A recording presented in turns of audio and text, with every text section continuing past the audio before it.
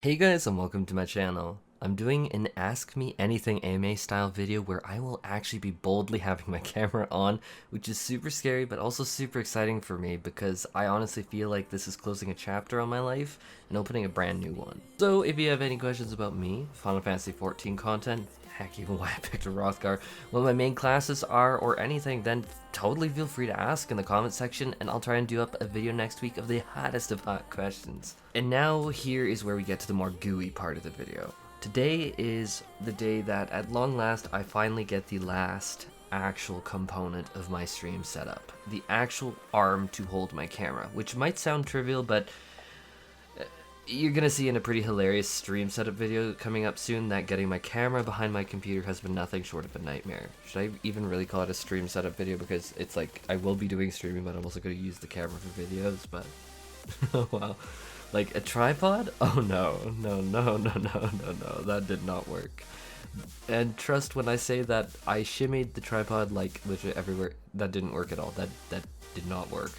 But lately, just being honest, I found that as I've gone closer and closer to streaming, to using my camera, and to the launch of many more forms of content like my website that I've been working on for literally like a year now in the background, that I have questioned what sort of creator I want to be. Which sounds funny because I've heard other creators ask this question years ago. I don't hear it so much these days, but I remember when I heard it for the first time that I never really got it.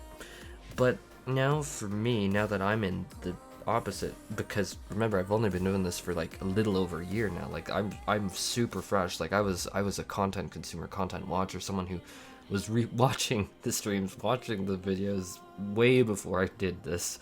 But as I'm steadily approaching almost like the insane 10,000 subscribers mark, which is just over a bit over a year in doing videos, I am so incredibly humbled. And I mean that very seriously. I used to have a very difficult time, honestly, getting anyone to listen to me for literally anything. I don't know if that's an exaggeration. It might be actually quite accurate.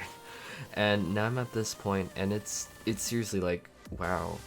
Like, I think back to a situation where I literally couldn't get a room full of grown 30-plus-year-old adults to listen to me in a professional environment, and it was a real struggle, and it really played on my like insecurities and my anxieties. It was such a disappointing and painful time of my life, because it's just like, wow, like no one's listening to me no matter what I do. And yet here I am on the internet of all places, and you always hear like the internet is like fierce and it takes a lot to make it here, and it blows my mind. And I've said this actually multiple times over this year to like different family members and like to my partner, and it's like, this blows my mind, and I really am not overstating it. It's daunting. But cycling back and getting to the creator question, I always find when I ask myself what kind of creator do I want to be, that I cycle back to that same answer. It's why I even honestly began to do this channel even before I passed 50 subscribers. And I mean it when I say it. I love this community. This community helped me get past some of the most genuinely terrible things life can throw at you. And that's not an overstatement, that is quite blunt. That is quite blunt. I remember in 2019 when I was laid off from my job. I was working a software dev job, and there were things that I didn't like. I mean, that's any job, but I really did enjoy it. I enjoyed like the people. I thought that there were many great things about it. And then I was laid off very abruptly. I had no notification, no notice. It was literally like afternoon on a Wednesday. I was like elbows deep, knees deep into debugging a ticket, and then I got a call from one of my directors, and he said, you're laid off. And it was incredibly devastating to me, because it's just like I was just brand new grad, brand new hot off the university grad, and it was terrifying. I was just like, oh my god, like this was my first job, and now I've gone laid off, and it's like I don't know if I'll get another job. This job was actually like I was interviewing and applying out, and I got it during university. Like, it was very scary. But then I was also with a boyfriend of many years, and I honestly was looking to propose to him, and I don't say that lightly. Like, I was literally looking to propose to him because I was with him for many years. And all in that same week, I got that layoff, and so the layoff came on the Wednesday, And then it was this Sunday, like Wednesday, then he had Thursday, Friday, Saturday, and then that Sunday, he decided that I wasn't worth keeping around after the layoff, so yeah. And I remember, I mean, I'm not trying to be shady when I say it, but I remember, like, I was, like, buying things, like, I was buying him things, and he was working as, I will not say the name just because I don't want to be anything identification, but he was making a lot of money, but he was still spending my money on stuff like, burgers, like, we bought a Dairy Queen ice cream cake, like, a really super big one. And I remember he even had me carry it back to his house, and I remember that I had to carry it because he liked to walk, and it would be like a 20-minute walk to the Dairy Queen. That was way, and then I had to carry this big ice cream cake, but he also made me buy it.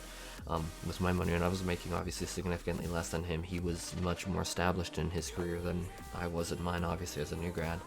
And I remember he just ate the entire thing, and this was actually literally right before the breakup too.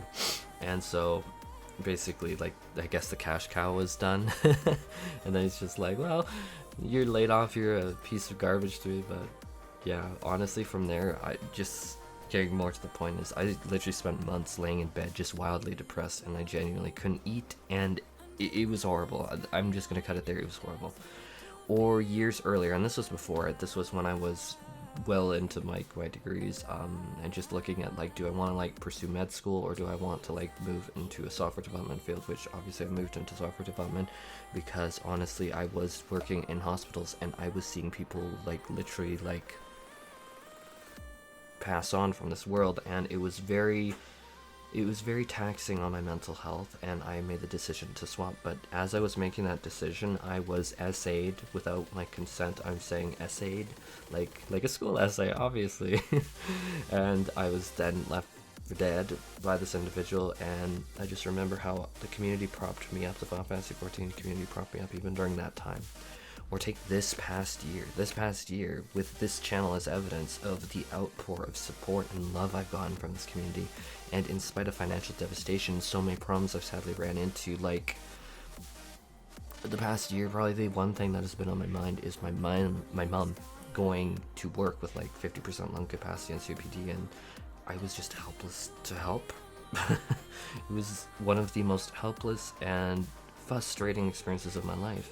And for the record, up in Canada, like, my parents literally just got, like, the thing, like, the Pfizer, and it was literally 5 days ago that happened. And I live in a part of Canada where the cases are spiking incredibly so, and so we have literally, even at this point, barely made it by the skin of our teeth. To say it has been a scary year is an understatement. And for the record, I am months away from getting it myself. Like, I'm still very vulnerable to it, but whatever. And I mean, was that a lot to say? I always feel this when I say something like that, is like, was that a lot for me to say? And I'm gonna say not for me, because I've lived it, I've dealt with it in therapy, and heck, I've even read the forensic psychology books in criminology and studied it in school to understand, like, the mechanisms of, like, that thing, the essay.